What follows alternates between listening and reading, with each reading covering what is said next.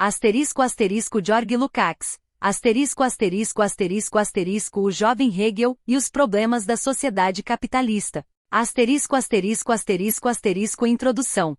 Asterisco asterisco a história da origem e do desenvolvimento da filosofia clássica alemã é, para a concepção marxista da história, um problema importante que ainda não alcançou plena clareza. Embora os clássicos do marxismo tenham reiterado a extraordinária importância desse tema, ainda que Engels situe entre seus antecedentes, em Kant, Fichte e Hegel, a filosofia do movimento revolucionário operário, e apesar de Marx, Engels e Lenin terem esclarecido com grande profundidade os problemas centrais desse conjunto de questões em diversos estudos, a história desse desenvolvimento, em seu todo, permanece distante de uma elaboração satisfatória. Ainda não obtivemos, de modo completo, o esclarecimento histórico concreto dos problemas temáticos dessa história, nem uma análise suficientemente concreta dos fatos e textos que constituem seu ponto de partida, tampouco, por consequência, uma crítica básica e radical das principais teorias burguesas a seu respeito, em sua falsidade ou confusão estrutural.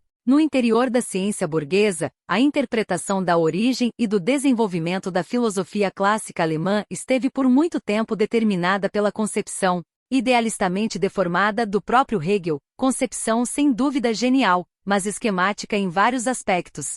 O pensamento histórico de Hegel consiste essencialmente em afirmar a conexão interna e dialética entre os sistemas filosóficos. Foi ele o primeiro a elevar a história da filosofia do estádio primitivo de coleção doxográfica, anedotas e biografias, ou de proposições metafísicas sobre o acerto ou erro de doutrinas isoladas, à condição de verdadeira ciência histórica. No que concerne à filosofia clássica alemã, essa concepção leva ao seguinte resultado: Hegel vê na filosofia transcendental, ou crítica, de Kant o ponto de partida do desenvolvimento do idealismo dialético, cujo ponto culminante considera com razão o seu próprio sistema. Simultaneamente, mostra com nitidez e profundidade como os principais problemas da dialética, a coisa em si e seu conhecimento, a antinomia, a doutrina da contradição, etc., se tornam em Fichte problemática central, nascendo das contradições e meias-verdades do sistema kantiano, e como as contradições do próprio Fichte e os problemas que deixou sem solução conduzem, por sua vez, aos sistemas de Schelling e do próprio Hegel. Há muito de verdadeiro e importante nessa exposição. Mas, como idealista objetivo, Hegel pensa o automovimento espontâneo do conceito na filosofia e também aqui, inverte as conexões reais, pondo-as de cabeça para baixo. Engels mostrou repetidamente que os diversos sistemas filosóficos se enredam, sem dúvida, na problemática não resolvida de seus antecessores, mas, como pensador materialista dialético, ele indica, em cada caso, que essa conexão puramente técnico-filosófica é apenas a superfície da conexão real e que a história da filosofia deve aprofundar-se e encontrar os motivos dessa ligação objetiva. Quando, como em Hegel, se absolutiza idealisticamente o modo aparente e imediato da história da filosofia, convertendo-a numa sucessão histórico-imanente de sistemas, força-se a superestimar e a deformar o núcleo em si correto das passagens técnicas de um sistema a outro. Disso resulta, já no próprio Hegel, o esquecimento necessário da irregularidade e da confusão da história real da filosofia, inclusive no período do próprio filósofo. Diversos reflexos dos fatos materiais da história, reflexos extremamente complexos, bem como as tentativas científicas de apreender dialeticamente os resultados do desenvolvimento da ciência da natureza, acabam reduzidos à conexão imanente, entre poucas categorias, por certo muito importantes. Assim nasce um esboço de compreensão das conexões histórico-filosóficas que, no curso da decadência posterior da filosofia burguesa, deu lugar a deformações e inversões destituídas de caráter científico. Esse tratamento imanente da história da filosofia penetra, mais tarde, durante o período da Segunda Internacional, nas concepções de marxistas como G. V. Plekano e Franz Merry. As condições histórico-filosóficas do idealismo de tendência menchevique foram profundamente influenciadas pelos erros e falhas da concepção hegeliana da história da filosofia. A superação dessas deformações e debilidades, no domínio do progresso filosófico representado pelo período leninista do marxismo, e o estudo da obra filosófica de Lenin oferecem uma perspectiva a partir da qual se torna possível uma posição marxista-leninista coerente diante desses problemas. As obras de Marx e Engels descobertas e editadas nas últimas décadas também desempenham um papel decisivo na construção de tal história da filosofia, fundada no estudo crítico de seu desenvolvimento. Na própria filosofia burguesa, a concepção hegeliana da história da filosofia não sobreviveu após a derrota da Revolução Burguesa de 1848. Muito antes dessa data, já haviam surgido histórias bem inferiores à de Hegel e nitidamente hostis à história real. A concepção anti-historicista mais influente é a de Arthur Schopenhauer, que só passou a ter ampla influência depois de 1848. Sua tese básica avalia como grave erro as tentativas de Fichte, Schelling e Hegel de ir além das contradições kantianas. Segundo Schopenhauer, a filosofia deveria retornar ao único método verdadeiro, o de Kant. Todo o resto seria engano, tagarelice, charlatanismo. Desse modo, Schopenhauer liquida o desenvolvimento dialético da filosofia clássica alemã e propõe o retorno a uma concepção metafísica da realidade. Por outro lado, depura Kant de toda a sua oscilação no sentido do materialismo, reduzindo-o a um denominador comum com Berkeley.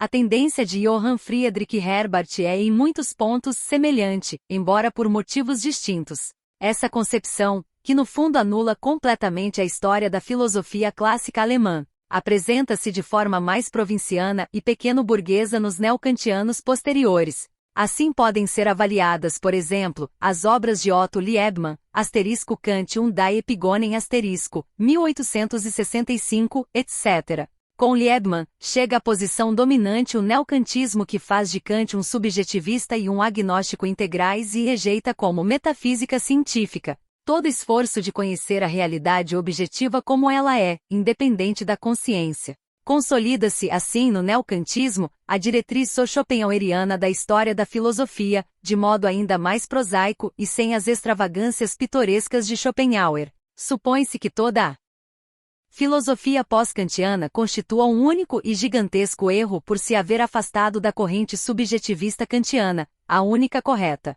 Hegel é tratado por tais autores como um cachorro morto. Essa concepção determina a maioria das exposições da história da filosofia clássica alemã, especialmente a de Hegel, escritas na metade do século XIX. Nesse mesmo período, sobrevivem, ainda que doentias, algumas obras hegelianas de cunho nacional-liberal. Essa linha aparece nas conhecidas histórias da filosofia de Kuno Fischer e de J. E. Ehrman. Contudo, o escrito mais importante sobre Hegel então publicado, o trabalho de Rudolf Ahn, é, em essência, um volumoso panfleto contra a cientificidade do objetivismo e da dialética hegelianos. Na época imperialista, renasce o estudo da filosofia clássica alemã. O neokantismo liberal satisfaz cada vez menos as necessidades ideológicas da burguesia imperialista alemã. Surgem correntes que, sem alterar os fundamentos agnósticos do neokantismo, pretendem uma renovação reacionária do idealismo objetivo, renascimento romântico,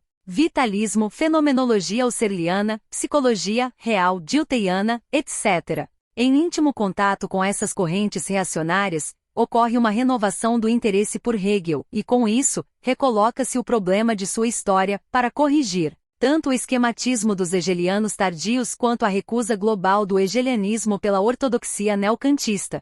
Esse renascimento não é uma renovação do método dialético hegeliano nem a concretização do seu historicismo, mas o intento de pôr Hegel a serviço de uma reconstrução reacionária e imperialista do neokantismo. Por isso, a polêmica dos teóricos e historiadores do início desse neo-hegelianismo dirige-se principalmente contra os argumentos da época de descrédito de Hegel, que o opunham irreconciliavelmente a Kant. O neo-hegelianismo imperialista ignora a crítica profunda de Hegel ao subjetivismo e ao agnosticismo de Kant. Sua tese básica, ao contrário, é a unidade de toda a filosofia clássica alemã, em especial a unidade entre Kant e Hegel. Filósofos como Wilhelm Windelband, Julius Ebbinghaus, Georg Brunstad e outros esforçam-se por demonstrar que todos os problemas de Hegel já se encontravam em Kant, e que Hegel apenas torna explícito o que estava implícito naquele.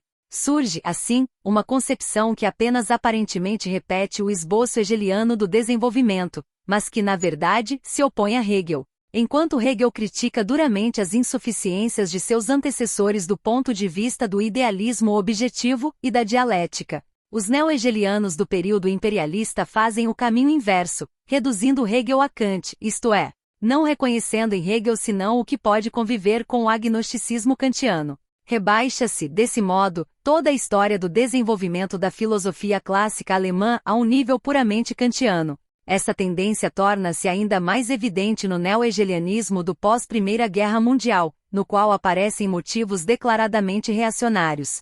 Hermann Glockner, diretor de uma nova edição de Hegel e figura central do neo-hegelianismo do período, afirmou com toda clareza, no primeiro congresso hegeliano: o problema hegeliano é hoje na Alemanha, sobretudo, um problema kantiano. Basta uma breve referência ao contexto de classes e aos meandros políticos de cada modificação na compreensão de Hegel para iluminar a mudança de situação hermenêutica. Quando Rudolf Hein combateu o objetivismo e a dialética de Hegel, sua tendência era ainda liberal, na forma, especificamente alemã, do nacional-liberalismo. Hein recusou Hegel, ignorando completamente o caráter dialético, como reacionário, imaginando que a eliminação do hegelianismo permitiria o desenvolvimento de uma ideologia liberal na Alemanha. Em contrapartida, para Friedrich Meinecke, historiador do período imperialista, próximo ao neocantismo de Baden-Windelban, Heinrich Rickert, a filosofia hegeliana preparou a política e a concepção de Estado de Bismarck. A renovação do hegelianismo liga-se, pois, à necessidade de reconciliar a burguesia alemã com o Estado bismarckiano, pondo em primeiro plano, inevitavelmente, os motivos ideológicos mais reacionários do sistema hegeliano. Esses motivos não procedem só da temática histórico-política direta. Os neo-hegelianos buscavam ampliar e modernizar o neocantismo, estendendo sua validade a toda a filosofia clássica alemã. Isso, porém, não bastava às necessidades ideológicas reacionárias do período imperialista. Como já dissemos, ganham importância as tendências irracionalistas vitalistas. A popularidade da renovação diltheiana do hegelianismo deve-se ao fato de que Wilhelm Dilthey falsifica a dialética de Hegel, abrindo-a à recepção do irracionalismo. Sua monografia sobre o jovem Hegel, 1906, marca uma inflexão na concepção alemã de Hegel, ao colocar o filósofo em conexão direta com o romantismo, ignora ou distorce fatos evidentes de sua biografia.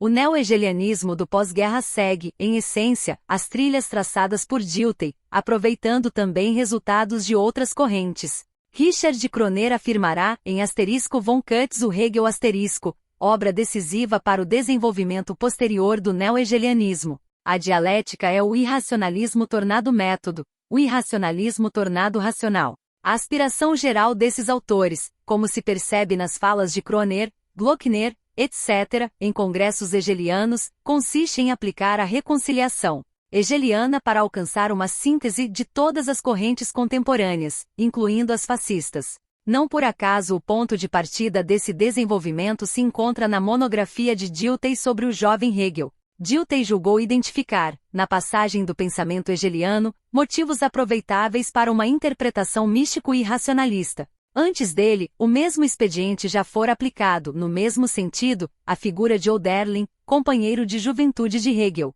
O ponto culminante desse processo é a monografia de Theodor Hering, volume 1, 1929. Embora essa falsificação alcance seu ápice, ao menos trouxe como resultado a publicação de manuscritos juvenis de Hegel, até então dispersos e ignorados. Passamos a dispor de material mais amplo para esclarecer a formação da dialética hegeliana, facilitada pelo trabalho filológico de datação, por Noll, Hofmeister, Hering, Franz Rosenzweig e outros. Ainda que não possamos reconstituir tudo, a cronologia básica é aceitável quando não desmentida pelo conteúdo filosófico. Não possuímos, porém, todos os documentos úteis ao estudo do jovem Hegel. Perderam-se manuscritos importantes como os primeiros escritos econômicos do período de Frankfurt, e, sobretudo, um extenso comentário sobre as obras de Adam Smith. No capítulo seguinte veremos a dimensão dessa perda. Karl Rosenkranz, que teve esse material em mãos, não captou a importância da economia no pensamento hegeliano. Por isso, só podemos inferir seu conteúdo a partir de observações esparsas e de argumentos baseados em obras posteriores.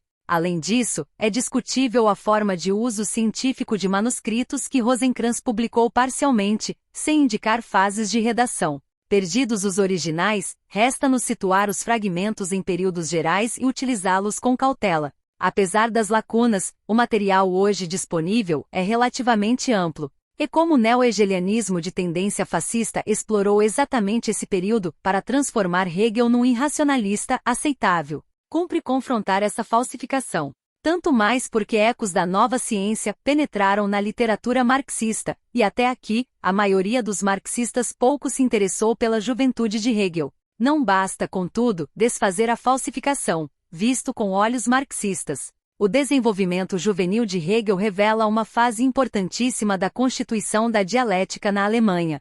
Conhecer o caminho pelo qual Hegel chegou às suas concepções amadurecidas é decisivo para interpretar corretamente sua obra. A relação de Hegel com Kant, Fichte e Schelling ganha, assim, contornos bem mais nítidos. A suposta afinidade essencial entre Hegel e o romantismo mostra-se insustentável. Em suma, compreende-se incomparavelmente melhor o próprio Hegel quando se estuda a gênese do seu sistema. A história da filosofia hegeliana coloca, ao mesmo tempo, as grandes questões históricas que fundamentam a filosofia clássica alemã e a implantação do método dialético nela, até a concepção hegeliana da dialética. Este estudo não pretende abarcar toda essa pesquisa vastíssima, nem mesmo no caso pessoal de Hegel, limitar-se-á a uma componente desse processo, a saber, a componente histórico-social. A crise de crescimento das ciências da natureza é então dominante, as descobertas que abalaram os fundamentos da ciência natural, a origem da nova química, a colocação dos problemas de hereditariedade nas investigações biológicas, etc.,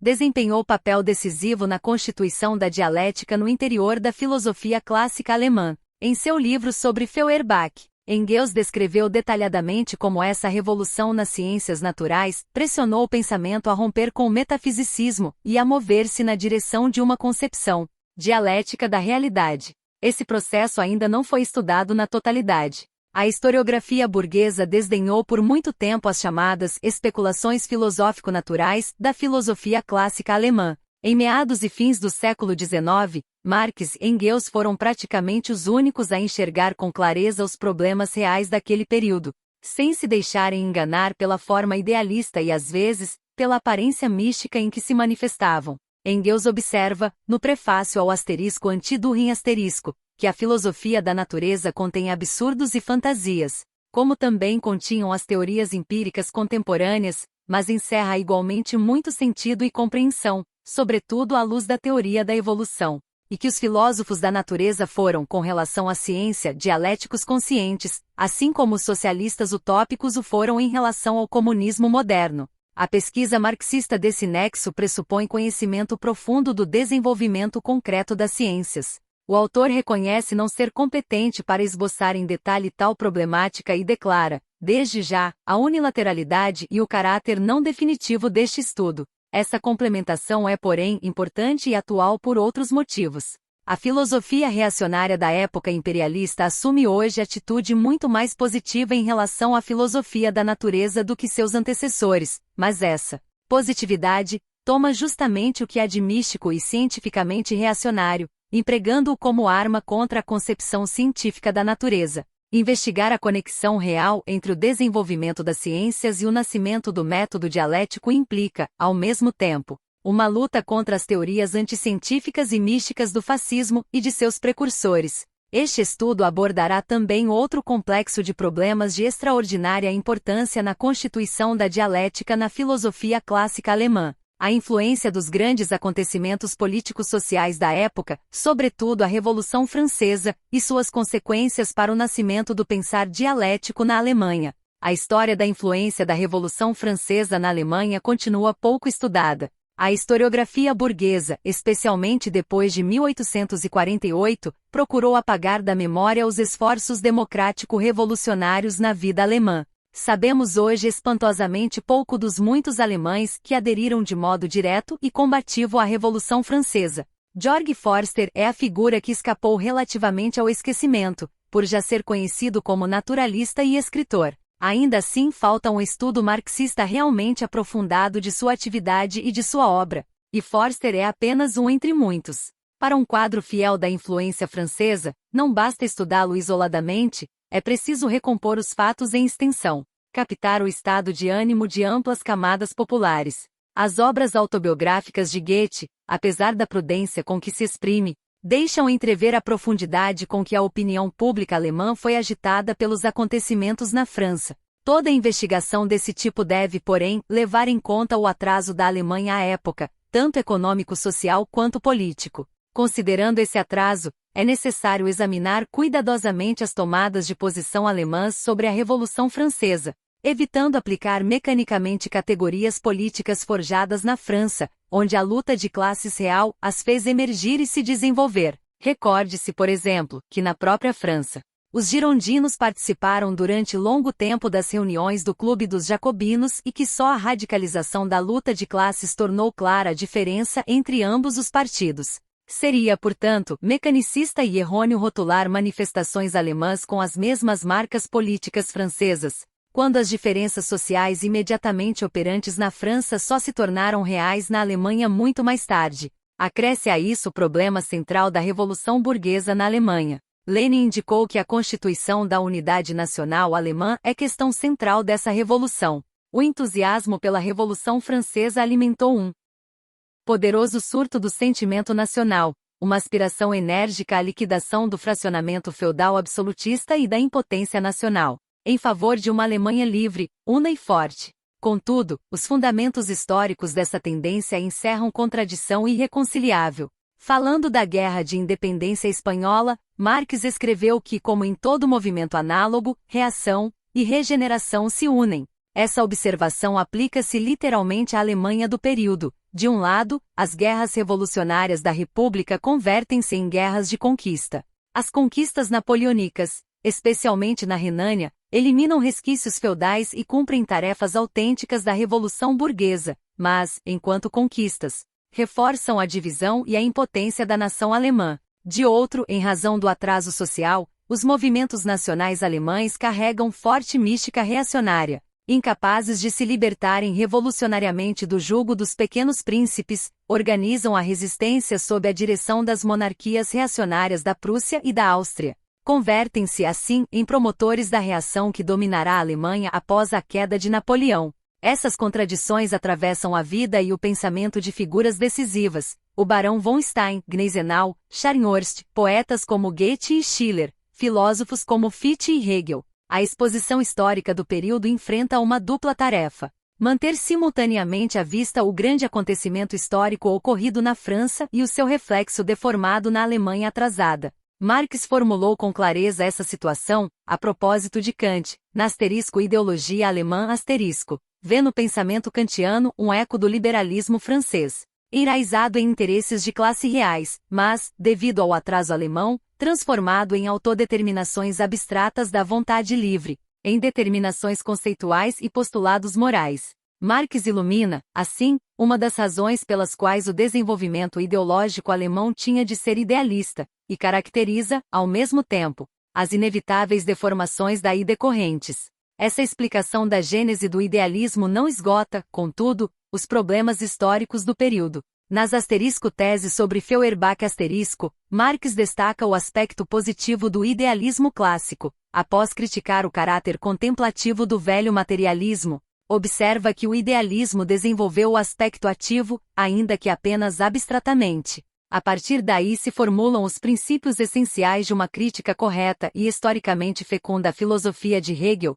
a crítica presente nos escritos juvenis de Marx e redescoberta por Lenin em suas geniais anotações a Hegel. Cumpre ao historiador explicitar concretamente a ação, fecunda para a dialética, desse aspecto ativo, e mostrar como a abstração idealista da atividade real se gerou como reflexo dos grandes eventos em uma Alemanha atrasada e como, nesse reflexo, Hegel apreendeu, genialmente, princípios gerais de atividade e movimento. Seria pobre reduzir a tarefa a apontar consequências negativas do atraso. O papel histórico universal da filosofia clássica alemã para o pensamento humano também deve ser derivado, marxistamente, dessas circunstâncias. Do mesmo modo procederam Marx e Engels em sua crítica. Essa tradição, porém, embotou-se na Segunda Internacional. Lenin retomou, renovou e a levou adiante. Observa ele que, com frequência, Plekano criticou o kantismo mais à maneira do materialismo vulgar do que do materialismo dialético, recusando argumentos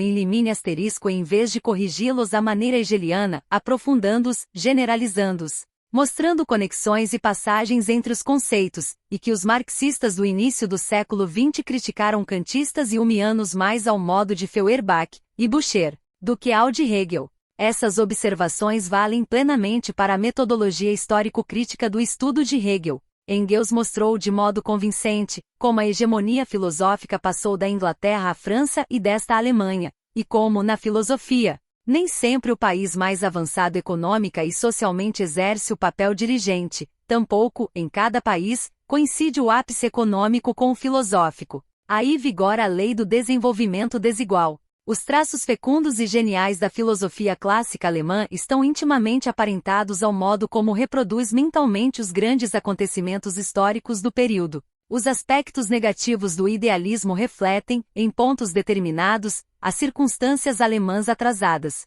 Dessa ação recíproca complexíssima, é preciso recolher a conexão dialética viva do desenvolvimento. Os acontecimentos centrais cujo reflexo mental se estuda aqui são a Revolução Francesa e as grandes lutas de classe que se lhe seguiram na França, com sua influência na problematização alemã. Em geral, quanto mais resolutamente os representantes ideológicos puseram em primeiro plano esses acontecimentos histórico-universais, maiores eles se tornaram. A filosofia de Fichte se fragmenta ao chocar-se com as contradições irreconciliáveis da Revolução Nacional Democrática na Alemanha. Já a poesia de Goethe, a fenomenologia do espírito e lógica de Hegel exercem influência decisiva em todo o desenvolvimento ideológico posterior. A posição de Hegel distingue-se ainda por outro traço. Ele não apenas compreendeu, mais profundamente do que qualquer outro, a essência da Revolução Francesa e do período napoleônico para a Alemanha. Como foi o único pensador alemão da época a ocupar-se seriamente com a Revolução Industrial Inglesa e a relacionar os problemas da economia política clássica com os da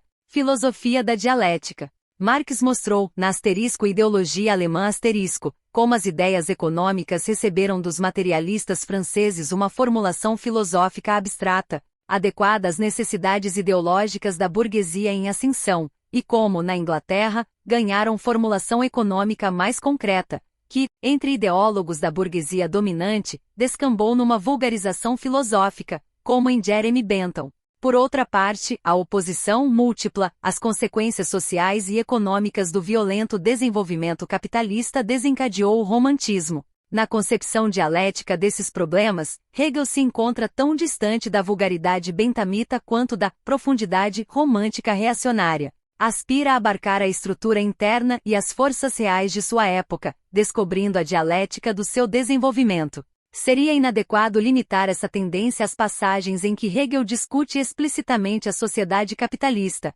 Ela rege a própria estrutura do sistema, a peculiaridade e a grandeza de sua dialética, fundando sua superioridade sobre os contemporâneos. Pretende-se aqui esboçar essa interação no desenvolvimento do jovem Hegel, mostrando como, em momento crítico, quando vacila diante dos ideais revolucionários de sua época, o estudo da economia política e da situação inglesa lhe serve de bússola para reencontrar a via da dialética, e como a compreensão dos problemas econômicos foi decisiva para o nascimento de seu pensamento conscientemente dialético. Essa concepção não é senão a aplicação, ao desenvolvimento juvenil de Hegel, da observação de Marx nos manuscritos econômico-filosóficos de 1844. Segundo a qual a grandeza da fenomenologia reside em conceber o processo como autoprodução humana, em reconhecer, na essência do trabalho e no homem objetivo, o resultado do próprio trabalho. Marx mostra que a filosofia hegeliana se move, em nível abstrato, idealista, em paralelo à economia clássica inglesa,